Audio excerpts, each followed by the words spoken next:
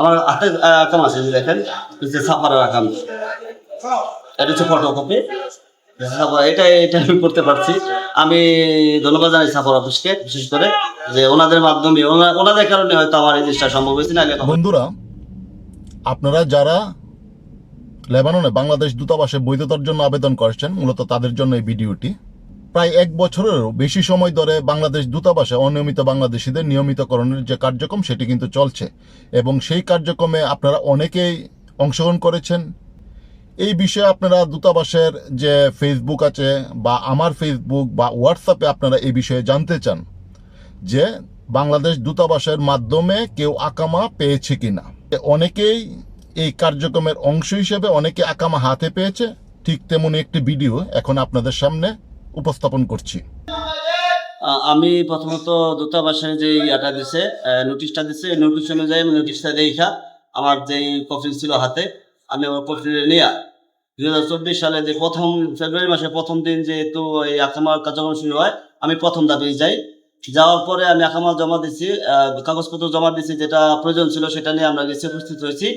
তো আমার কাছে পাসপোর্ট ছিল, সাদা পাসপোর্ট ছিল, বিদায় হয়তো জিনিসটা সহজ হয়েছে। তো যাওয়ার পরে সাদা পাসপোর্ট বলতে আমার এই পাসপোর্টের মাধ্যমে, ফটোকপির মাধ্যমে আমরা এই দেশে আবার পাসপোর্ট করার সুযোগ দিছিল সাফারা। এটা অনেক আগে, মানে তোমার পাসপোর্ট ছিল, এই পাসপোর্ট নিয়ে জমা দিছো, ঠিক না? জি জি জি, ডিজিটাল পাসপোর্ট। আচ্ছা, তখন জমা দেওয়ার পরে 1.5 মাসের পরে আমার কোম্পানির সাফারাতে ফোন দিছে যে তোর সাকিলে ক্লিয়ারেন্স আছে, তুই আকামা করার জন্য, পরবর্তী কার্যক্রমগুলো করার জন্য এই জায়গায় আয়। পরে কোম্পানি আমার নিয়ে গেছে সাফারাতে।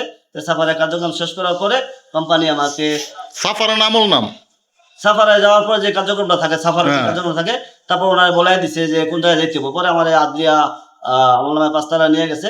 ওই জায়গায় নেওয়ার পরে যেমন আমার আকামাটা করার জন্য কোম্পানি কাজ করছে। মানে এখন তুমি আবেদন করার কত মাস পরে তুমি আকামাটা পাইছো? আসলে এই জায়গায় আমার মিস্টারের একটু দৌড়াদৌড়ি করার সময় ছিল না, বিধায় একটু লেট হয়েছে। আমার আকামাটা ওটা জমা দেওয়ার পর 6 মাস পর আমি আকাম হাতে পেয়েছি। আমার হাতে আকাম আছে, যে দেখেন সাফারের আকাম, এটা হচ্ছে ফটোকপি। এটা এটা আমি করতে পারছি। আমি ধন্যবাদ জানাই ছাপার অফিসকে, বিশেষ করে যে ওনাদের মাধ্যমে ওনাদের কারণে হয়তো আমার এই জিনিসটা সম্ভব হয়েছে না। তখন তো শুধু আঁকামাটা আমি তো পাইনি একা, আমার পরিচিত আরো অনেকেই পেয়েছে। তারাও এরকম যারা প্রথম গেছে তাদের একটু সহজ হয়ে গেছিল গা। তারপরে লোকগুলো যে ওখানে একখানে খুব ভাবে ঢুকছে, সবাই একসাথে অনেক লোক গেছে, ওই থেকে একটু ধীর গতিতে হয়েছে।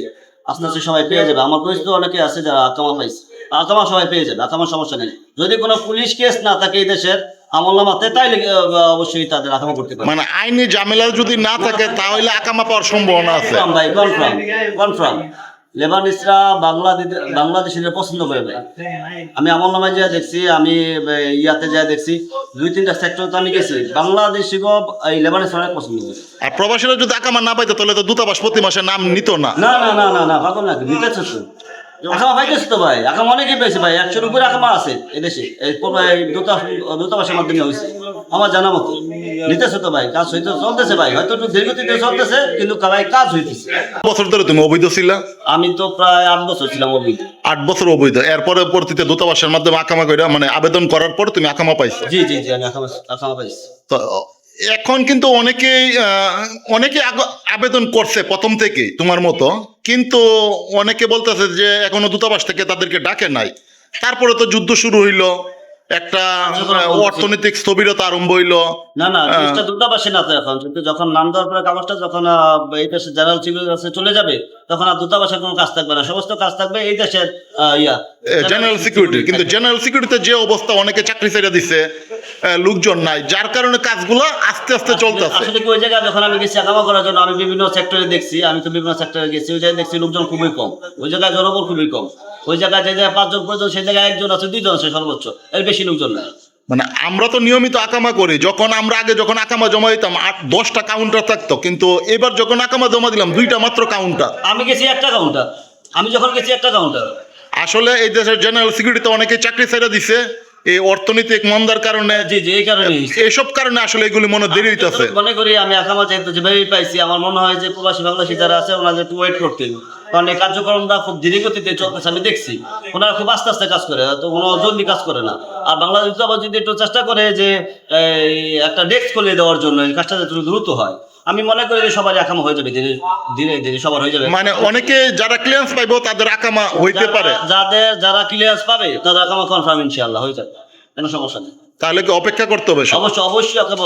যারা আবেদন করছে তাদের কি বলবো তুমি? আমি তাদেরকে শুধু একটু কি বলতে চাই যে আপনারা একটু ওয়েট করেন। আকামা যেহেতু এই যে দেখেন আমার আকামা, আমি যেহেতু আকামা পাইছি সাফারের মাধ্যমে, আপনাদের কি যদি আপনাদের কোনো যদি ঝামেলা না হয়, যদি কোনো পুলিশ কেস না থাকে বড় ধরনের, আপনাদের নাম অবশ্যই আছে। মানে তকদির ভালো থাকলে ইনশাল্লাহ আকামা পাবে। প্রথমে তকদির ভালো থাকতে হবে ভাই, বুঝছেন, এর বাইরে কিছু না। ধন্যবাদ পলাশ তোমাকে। বন্ধুরা, আপনারা এতক্ষণ যে ভিডিওটি দেখলেন সেখানে আপনারা দেখতে পেয়েছেন যে এই পলাশ বাংলাদেশ দূতাবাসে আবেদন করে সে তার আকামা হাতে পেয়েছে। এমন পলাশের মতো অনেক প্রবাসী বাংলাদেশ আছে যারা ইতিমধ্যে আকামা পেয়েছে বলে আমি জানি। লেবাননের বর্তমানে আপনারা সবাই জানেন যে এক ধরনের একটা অর্থনৈতিক স্থবিরতা চলছে, পাশাপাশি যুদ্ধ, সবকিছু মিলিয়ে লেবাননের যে জেনারেল সিকিউরিটি সেখানে পর্যাপ্ত জনবলের অভাব রয়েছে, যার কারণে কিন্তু এখন এই কার্যক্রমগুলো তড়িৎ গতিতে না চলে আস্তে আস্তে চলছে। তবে আপনারা যারা ক্লিয়ারেন্স পেয়েছেন অবশ্যই আপনারা ধৈর্য ধরে অপেক্ষা করুন। যদি কফিলের সদিচ্ছা থাকে সেই ক্ষেত্রে কিন্তু আপনি আকামা পেতে পারেন। কফিলের সদিচ্ছা এবং আপনার প্রয়োজনীয় যে কাগজপত্র সেগুলি যদি সঠিক থাকে তাহলে আপনার আকামা পাওয়ার চান্স অনেকটাই বেশি। আর আকামা যদি না পাইতো যারা আবেদন করেছেন তাদের মধ্যে, তাহলে কিন্তু দূতাবাস প্রতি মাসে কিন্তু তা আবেদনপত্র জমা নিত না। তো আপনারা যারা আবেদন করেছেন আপনারা ধৈর্য ধরে অপেক্ষা করুন, মাঝে মাঝে দূতাবাসে খোঁজখবর নেই। এবং সবচেয়ে বড় কথা যে আপনি ক্লিয়ারেন্স পাওয়ার পর আপনার যে কফিল, সেই কফিলের একটু সদিচ্ছা থাকতে হবে, তাকে একটু রীতিমতো এদেশের জেনারেল সিকিউরিটিতে যেতে হবে, সেখানে যে প্রসেসিং সেই প্রসেসিংগুলো তাকে ফলো করতে হবে। এই বিষয়গুলো যদি একটু কফিল নজরদারি করে তাহলে আমি মনে করি যে আপনারা প্রত্যেকেই যাদের ক্লিয়ারেন্স এসেছে তারা আকামা হাতে পাবেন। ধন্যবাদ।